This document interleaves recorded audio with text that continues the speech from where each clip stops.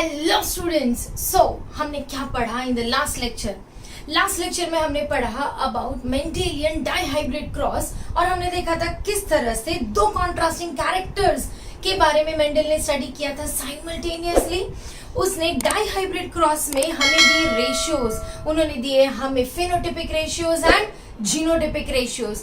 हमने देखा that dihybrid cross में मेंडल ने हमें दिए फिनोटिपिक रेशियो, और ये जो फिनोटिपिक रेशियो था ये क्या था? Come on everyone, it was 9:3:3:1।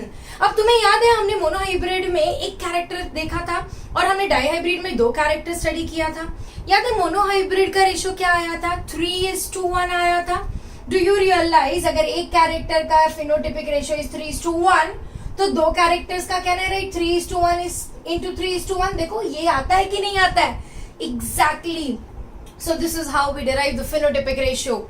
Mendel का जीनोटिपिक रेशियो भी हमने आइडेंटिफाई किया था और हमने देखा था दैट जीनोटिपिक रेशियो में एक बार आता है 4 बार आते हैं 2 और 4 बार आते हैं 1। मतलब कुछ जीनोटाइप्स है जो 4 बार आते हैं, कुछ जीनोटाइप्स है जो एक बार आते हैं और कुछ जीनोटाइप्स कितनी बार आते हैं? 2 बार आते हैं, राइट। अच्छा, थोड़ा सा इसको और इंटरेस्टिंग बनाते हैं। ओके, अब ये रेशियो जो हमें मिले कहीं तो यूज करके देखते हैं। Okay, let me just give you one numerical. तुम बोलोगे मैम बायो में क्या मैथ्स पढ़ा रहे हो? We are not going to study maths, just एकदम छोटा सा बेसिक अप्लाई करते हैं। Okay, now imagine if Mendel got 1600 seeds, come on ध्यान से देखो, in F2 generation of dihybrid cross. कितना सीड्स मिला उसको? 1600 सीड्स मिला। अब ये 1600 सीड्स में से F2 जनरेशन में बताओ कितने seeds are wrinkled and yellow. ओहो, कैसे अप्रोच करेंगे इसको? Let us see. क्या तुम सोच सकते हो? कुछ लोगों ने तो इसके आंसर्स निकाल भी लिए होंगे। कम ऑन टेल मी, कौन सा क्रॉस यूज करोगे? Do you realize I am asking about wrinkled yellow? What is wrinkled yellow? It is a phenotype, so definitely I need to use dihybrid का फिनोटिपिक रेशियो। ओके, अब let us see कैसे। Okay, मेरा dihybrid में 9:3:3:1 में फटाफट तुम्हें याद है 9 टाइम्स कौन आएगा जिसमें दोनों डोमिनेंट कैरेक्टर्स रहेंगे? मतलब राउंड और येलो आएगा। 3 टाइम्स कौन आएगा? राउंड और ग्रीन आएगा। 3 टाइम्स कौन आएगा? रिंकल्ड एंड येलो आएगा। एंड 1 टाइम कौन आएगा? रिंकल्ड और ग्रीन आएगा। मतलब मुझे जानना है कि भाई 1600 में से कितने रिंकल्ड एंड येलो है।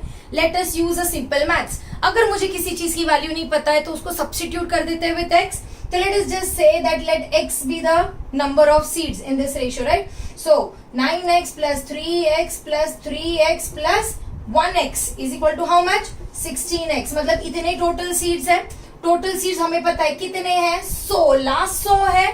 तो what is the value of x? 1600 by 16 कितना हो जाएगा? 100। Are you able to understand? But मुझे x चाहिए या 3x चाहिए? 3x चाहिए, तो 3x का वैल्यू कितना हो जाएगा? 100 into 3, that is 300 seeds.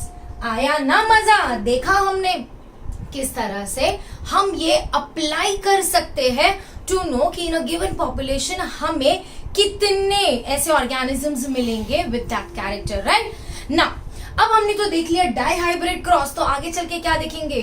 ट्राइहाइब्रिड cross बहुत ज्यादा डिफिकल्ट हो जाएगा, बहुत ज्यादा गैमेट्स बनेंगे। अच्छा, भले हम ट्राइहाइब्रिड क्रॉस नहीं करेंगे बट हमने ये पढ़ा है कि किस तरह से गैमेट्स बन सकते हैं। इमेजिन अगर मैं तुम्हें ये ट्राइहाइब्रिड क्रॉस दूं और मैं तुम्हें बोलूं कि भाई इसके जरा गैमेट्स बनाकर बताओ, तो बोलो कितने गैमेट्स बनेंगे? क्या यूज करेंगे हम यूज करेंगे एक formula. What is a formula? 2 to the power n। और क्या था ये n? n was the number of heterozygous characters. So we have how many heterozygous characters? 1, 2 and 3. So it will be 2 to the power 3. That is 2 into 2 into 2 becomes what? 8. So there will be 8 types of what? 8 types of gametes. बनाकर देखो, मजा आएगा। Okay ना, हमने तो देख लिया Mendel का मोनोहाइब्रिड और डाइहाइब्रिड क्रॉस। चलो देखते हैं कुछ और नए क्रॉसेस। ओके ना, जब मेंडल ने मोनोहाइब्रिड और डाईहाइब्रिड क्रॉसेस दिए तो उन्होंने बताया हमें दैट F1 जनरेशन के जो बच्चे बनते हैं वो कैसे बनते हैं, हाइब्रिड। ओके, तो हम दो क्रॉसेस पढ़ेंगे। हम पढ़ेंगे एक क्रॉस जिसको हम बोलेंगे बैक क्रॉस, और एक क्रॉस जिसको हम बोलेंगे टेस्ट क्रॉस। ओके, अब पहले पढ़ लेते हैं what is back cross. Back cross कहता है कि आप F1 या फिर F2 जनरेशन के बच्चे लो, या तो लो F1 या तो लो F2 जनरेशन के बच्चे, और इन बच्चों का रिप्रोडक्शन करवाओ, किससे, पेरेंट जनरेशन से। ओके, अब इसका मतलब क्या है, अब याद है तुम्हें कि हमने कैपिटल टी लिया था और स्मॉल टी लिया था, और इनका जो बच्चा बना था वो था capital T small T. I you able to understand? हम क्या करेंगे, ये जो F1 जनरेशन है इसको किसी भी एक पेरेंट से रिप्रोड्यूस करने लगाएंगे। अब पेरेंट कौन थे, कैपिटल टी या फिर एंड स्मॉल टी। तो what is the cross, I am just simply drawing a Punnett square. Okay, अब पन्नेट स्क्वायर में हमें पता है हमें क्या करना है, यहाँ पे हम लेंगे मेल गैमेट, ये फीमेल गैमेट, यह है male gamete capital T small T, और हमने एक पेरेंट ले लिया है कैपिटल टी। चलो बोलो इसके बच्चे क्या बनेंगे, capital T small T, capital T and capital T small T. That's it. ये कौन सा पेरेंट था, हमने लिया कौन सा पेरेंट, डोमिनेंट पेरेंट। अच्छा, यही क्रॉस मैं रेसेसिव पेरेंट के साथ कर सकती हूँ।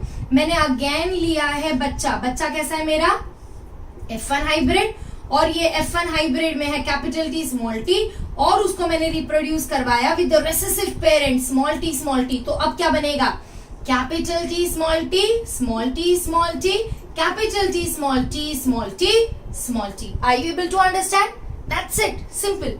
बैक क्रॉस का मतलब है अपना F1 हाइब्रिड लो या F2 हाइब्रिड लो या F1 F2 के बच्चे लो और उसको सिंपली पेरेंट के साथ क्या कर दो, रिप्रोड्यूस। ओके, बट इसी का एक वेरिएंट है जिसको हम बोलेंगे टेस्ट क्रॉस। अच्छा भी टेस्ट क्रॉस क्या है, टेस्ट क्रॉस भी बिल्कुल ऐसा ही है बैक क्रॉस जैसा, बट टेस्ट क्रॉस में हम हमारे F1 जनरेशन को सिर्फ और सिर्फ किससे रिप्रोड्यूस करवाएंगे, रेसेसिव पेरेंट से। और याद रखो रेसेसिव हमेशा कैसा होता है, by default homozygous. Are you with me? अच्छा, पर ये वर्ड टेस्ट क्यों दिया गया, लेट अस सी। अगर मैं तुम्हें एक प्लांट बोलूं जो टॉल है, तो भी टेल मी तुम्हें कैसे पता कि वो होमोजाइगस टॉल है या हाइब्रिड टॉल है? मतलब तुम्हें कैसे पता कि वो कैपिटल टी वाला टॉल है या कैपिटल टी स्मॉल टी वाला टॉल है? दिखने में तो भाई दोनों ही टॉल है, क्योंकि हमें सिर्फ फिनोटाइप दिखता है, जीनोटाइप दिखता नहीं है। So how do we identify? तो हम इसके लिए एक टेस्ट करेंगे। हम क्या करेंगे, हमें F1 में जो भी टॉल प्लांट मिला है ना, उसको हम रेसेसिव पेरेंट के साथ रिप्रोड्यूस करवाएंगे। अब इमेजिन हमारा F1 में सपोज मुझे एक टॉल प्लांट मिला और मुझे जानना है कि वो ये है, तो लेट अस सी हम क्या कर सकते हैं। ओके, यहाँ पे अगेन हमने क्या बना दिया, हमने बना दिया पनेट स्क्वायर में यहाँ पे मेल गैमेट फीमेल गैमेट। अब मेरा प्लांट क्या है, कैपिटल टी, और मुझे इसे किससे रिप्रोड्यूस करवाना है, रेसेसिव से, तो स्मॉल टी क्या बनेगा, capital T small T, capital T small T, capital T small T, capital T small T. Come on tell me, सबके सब कैसे बनेंगे, ऑल टॉल बनेंगे, मतलब सब में डोमिनेंट ट्रेट दिखेगा। बट यहीं पे अगर वो टॉल हाइब्रिड होता, अगर वो टॉल प्योर नहीं होता, वो टॉल हाइब्रिड होता, तो क्या रिजल्ट्स वेरी करते, लेट अस सी। हमने वापस से अगेन पनेट स्क्वायर बनाया, पनेट स्क्वायर में हमने वापस से क्या लिया, यहाँ पे लिया कैपिटल टी स्मॉल टी और इसको रिप्रोड्यूस करवा दिया रेसेसिव पेरेंट से। चलो देखते हैं क्या बनेगा, capital T small T, capital T small T and small T. अच्छा यहाँ पे तुम्हें क्या मिला, do you realize that half the population is dominant and half the population is recessive. मतलब मुझे मिले 50% टॉल और मुझे मिला 50% ड्वार्फ। अच्छा भाई मुझे ड्वार्फ मिला क्यों, क्योंकि मुझे पता है कि हाइब्रिड है और इसमें एक ड्वार्फनेस का अलील प्रेजेंट है। कैन आई से दैट ये टेस्ट मुझे बता रहा है कि मेरा जो टॉल प्लांट है वो प्योर है या हाइब्रिड है। कैसे, अगर प्योर होगा तो सारे टॉल या सारे डोमिनेंट मिलेंगे, बट अगर हाइब्रिड होगा तो 50% डोमिनेंट मिलेगा और 50% रिसेसिव मिलेगा. Is this not a way to test the genotype of the F1 population या F2 population? Now just pay attention. कई बार नीट में ऐसे कुछ सवाल आ सकते हैं. Okay, just pay attention. Can I say a test cross is a type of back cross? क्योंकि बैक क्रॉस में तुमने क्या किया, F1 को किसी तो पेरेंट से रिप्रोड्यूस करवाया. अब वो कोई भी पेरेंट डोमिनेंट भी हो सकता है, रिसेसिव भी हो सकता है. Can I say test cross is a type of back cross? Yes. But क्या दुनिया के सारे बैक क्रॉसेस टेस्ट क्रॉस होते हैं? नहीं, क्योंकि बैक क्रॉस में डोमिनेंट भी होता है और रिसेसिव भी पेरेंट यूज होता है. बट टेस्ट क्रॉस में बाय डिफॉल्ट तुम सिर्फ क्या यूज करते हो, रिसेसिव पेरेंट. मजा आ गया? So this is the way we can identify the genotype of any dominant phenotype. Okay?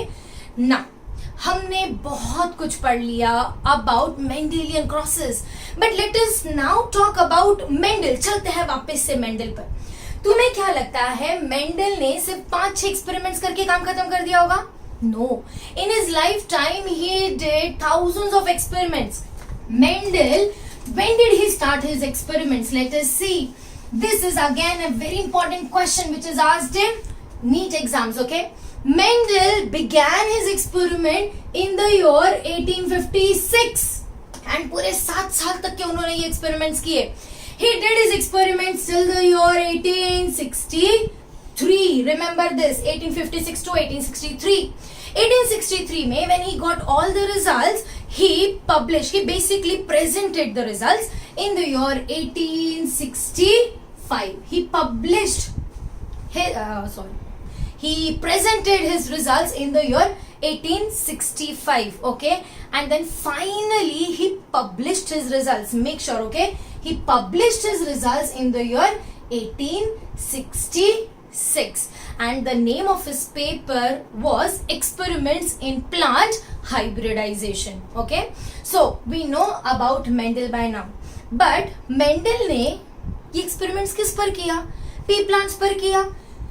क्यों pea plants पर inheritance देखा? इंसानों पर भी तो देख सकता था.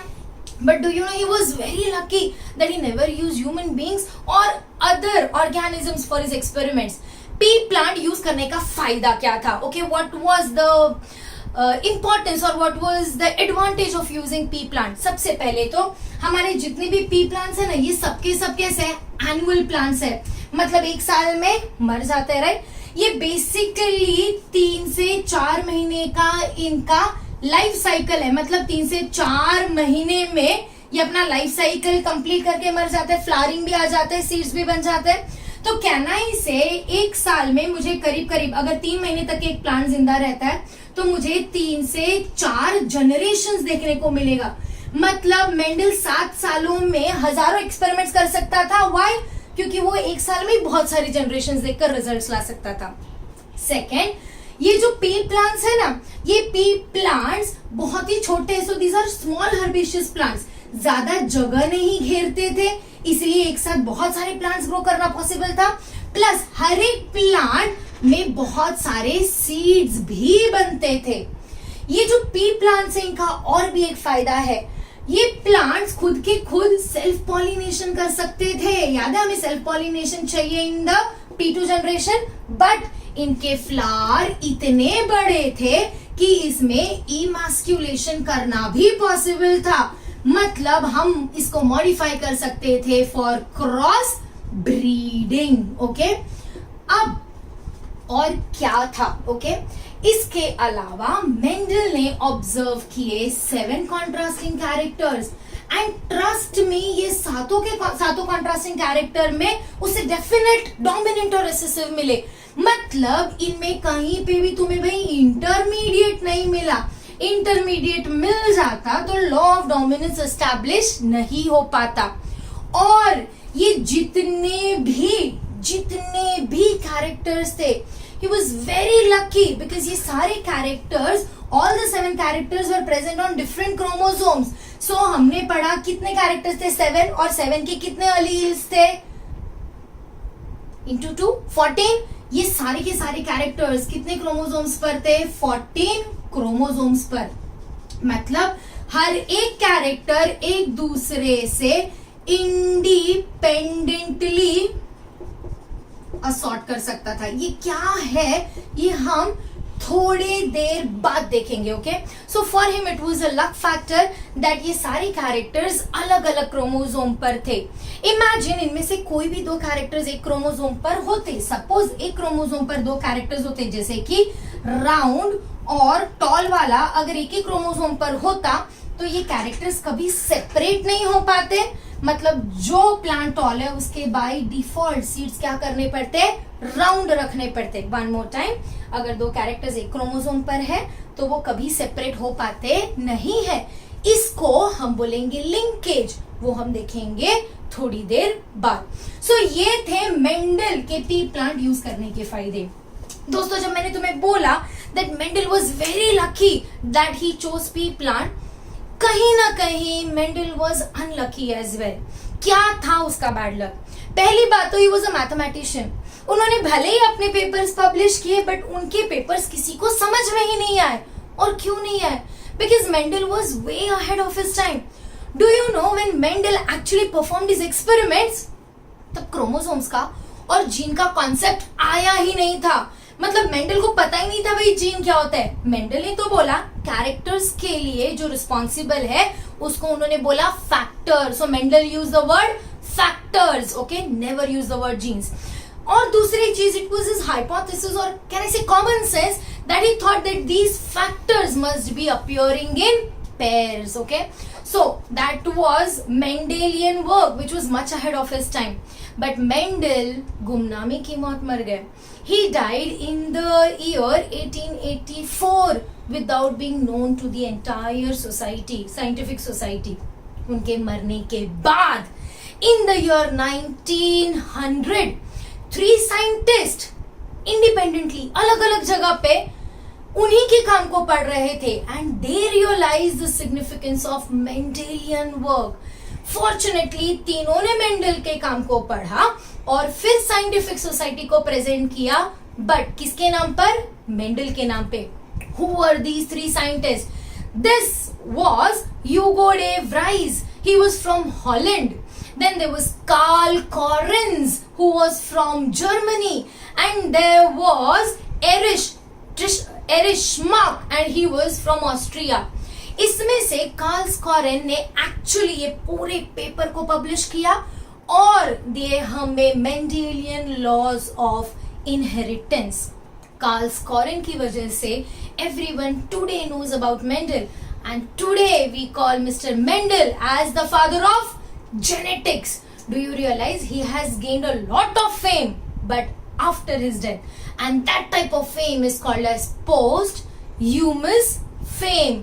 मतलब काम करते रहो, कभी ना कभी कहीं ना कहीं तुम्हारे काम को अप्रिशिएट किया जाएगा। With this we will stop here and continue in the next lecture.